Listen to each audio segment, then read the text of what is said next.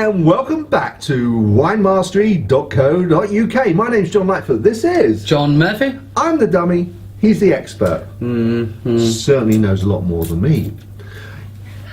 In this episode, we're talking about, mind you, that could be said about a lot of people, it has to be said. Okay. In this episode, we're looking at some wines and tasting some wines that some viewers have recommended to us. And the first one we're going to kick off with is a Malbec, and it's been recommended by a very eminent viewer, Mr Norman Kerr, who's known as Norrie to his friends. Okay. Norman is the director of Energy Action Scotland. They're a charity that focuses on trying to keep people out of fuel poverty and stop people from actually, and I believe that something like 70,000 people, I'm not sure if that's the right figure, could die this year in the UK alone from being cold. And in Scotland it's a particular problem because they don't have much gas. Gas is a cheaper fuel than electric, and so people can't afford the electric and therefore go cold. And there's another organisation called National Energy Action which does the same in England. But back to Norman. Norman, for his efforts, as I say, he's an OBE, so cap off to you, sir. Well done. Indeed. Doffing of cap, yes. And Norman's always very kind, and he always retweets tweets when we're saying we've just published a video. And in a couple of tweets discussion we had, he mentioned that he likes this particular wine, his favourite, when he gets home for dinner in the evening. And so why don't we try it? That's exactly what we're going to do. Yeah. So you'll see the wine appearing up onto your left and John's right. It's from Asda. It's a Malbec. It's one of their, I think it's called their Premier collection, Premium collection, I beg your pardon. So let's get down to it. So we have a woof and a look. Yep. Oh. Thank you very much. Always my favourite part. Well, thank you very much, Norman, for the recommendation. Let's get cracking. Yeah. Yeah, it's got that nice deep garnet colour. Again, with that nice purple rim on the side there, you can see. You just turn. You got a little bit more there, just without it being straight into the light. But yeah, looking good, looking clean, looking bright. Oh, that's nice. It is, isn't it? Nice and sweet, without being oily. But yeah, nice. Yeah, it's got that full on blackcurrant there. Yeah, full on blackcurrant. Yeah, Ribena. Yes. Oh, that's almost like one of the. I know what you mean by the sweet as well. Yeah. But this is one that you could spend a lot of time just smelling before you actually get stuck in. So far, so good, Norman. Okay, I'm going to go for it. Yeah, so am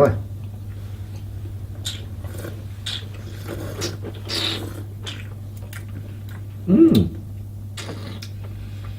Did not disappoint, I think. That's very nice. It's quite smooth. Yet really light. Smooth. Now, it comes across as quite light to begin with, but as you say, very, very smooth. The tannins are very well balanced there. But if you just give it a few more seconds, that lightness actually it creeps back and gets you, and just leaves you a beautiful kind of blackcurrant flavour. It's lovely. That is really. That's a very good choice. A very good choice. That's a very good choice. It's very smooth, but still got a decent power of flavour there. So tannins are quite easy going. You know what? This is a very easy drinking wine. But it's still there's a lot of style there as well. There is. But you could get lost in that. I could spend, I think I could drink quite a lot of that. Yeah, I could spend a lot of smell. Already. Look at that. John! Where'd that go? You obviously did like it, but no, that is lush. Yes. It's a very well made wine, is that one. So, well known. What was so in terms of score? Where would you put it, or should I go first? Scores. Yeah. All right. If we don't know, because we don't know a price. Well, I don't know a price. I know a price. Yeah. If I were to score this, and we're doing hundreds now, aren't we? Yeah. I would rank that up a good 80, a good 82. 82. Yeah. I was going to go, strangely, 83. Really? So. Okay. Now, but it's still very high. But then, what would the price?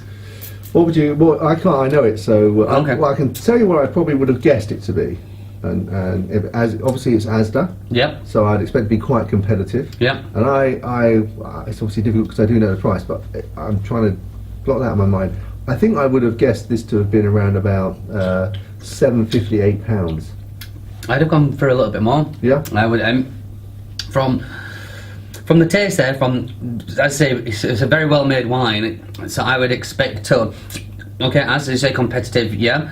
Malbec Argentina, they're not particularly that competitive.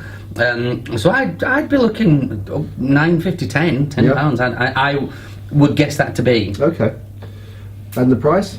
Is £4.50. That is amazing.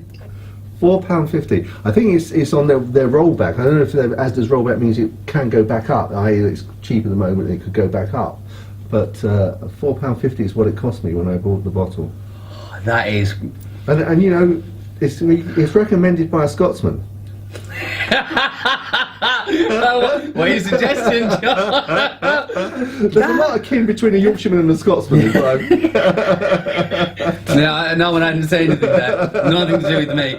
That is, for the money, that is stunning. That I would go. That my numbers would go up for that one. Yeah. My pointing system, I'd for the quality of wine, for that price, that would have to get into 90. Yeah. That'd have to be 90. It'd have to be. Excellent. That is, for the money, I can see why you drink that, yeah. Well, excellent. I think, Joe, yeah, Norrie, if you haven't already recommended it to your friends, I'm sure you have. Those of you that are watching, it's well worth a purchase. And you know, let's face it, for £4.50, you can't really go wrong, even if you end up not quite liking it as much as we all do. Excellent. Okay. Fine. Well, we're going to move on to another wine now, recommended by Jeremy and Rebecca. So this is another one. As this turned out, this is a really quirky one, but this also comes from Asda. So it just so happens. So Okay. yeah. So this one is called a Dark Horse, and it's a Merlot, and we're going to cover that in part 2. We'll see you there. See you there, chin chin. Chin chin.